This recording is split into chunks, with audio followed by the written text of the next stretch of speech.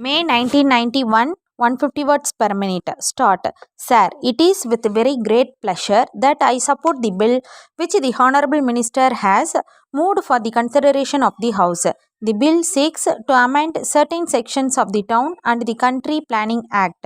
Of course, I know that the amendments are very minor in nature, but while moving the bill, the Honorable Minister mentioned that some more amendments of a far-reaching nature were under the consideration of the government. Therefore, I think I can use this opportunity to make some suggestions which I hope will weigh with the government at a later stage when those amendments take a final shape.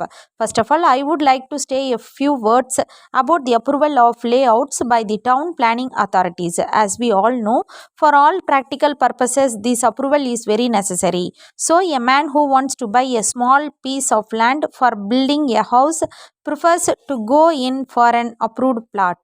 But as things stand at present, I think there is no way for him to find out whether the plot he is having in mind is an approved one or not. So, he has to take the seller at his word in this regard. This is not the case in respect of the other aspects of such a transaction. If the buyer wants to make sure that there are no previous encumbrances of the property which he intends to buy, he can always get a certificate from the authorities of the registration department. Similarly, he can get extracts from the registers maintained by the revenue authorities. But as far as I know, there is no such arrangement in the town planning department.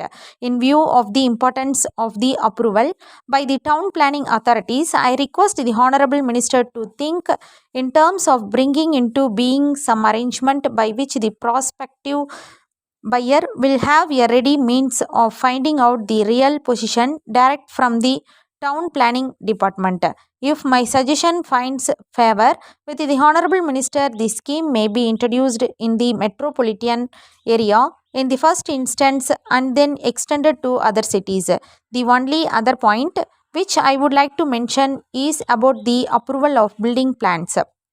I am of the view that there should be no delay at all in the disposal of applications for the approval of these plans. I have many reasons for saying this, but I do not want to take the time of the House by explaining all of them in detail.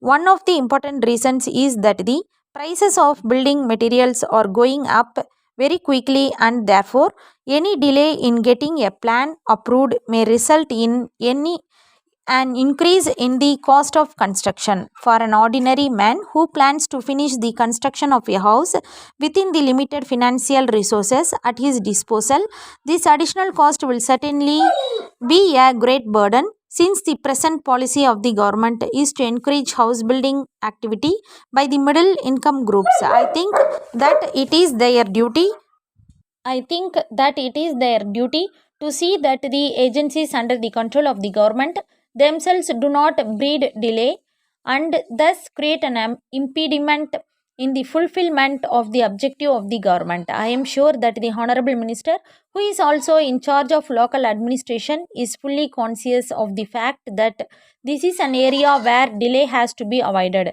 Keeping this in view, he has already initiated some measures for speeding up things in this regard, and I have no hesitation in saying that matters have improved to a great extent as a result of the steps taken by him. But in my opinion, his efforts will have a lasting effect only if the tempo that has been created at present is maintained for all time to come. This is possible only if some basic changes are made in the rules with a view to simplifying the whole procedure. In the first place, a time limit should be fixed within which the authority concerned should dispose the application either by approving the plan or otherwise. Secondly, as regards small buildings, there should be a provision to the effect that if the applicant does not hear anything about his application within the prescribed time limit, he can assume that the plan has been approved. With these words, I thank you for giving me this opportunity. Stop.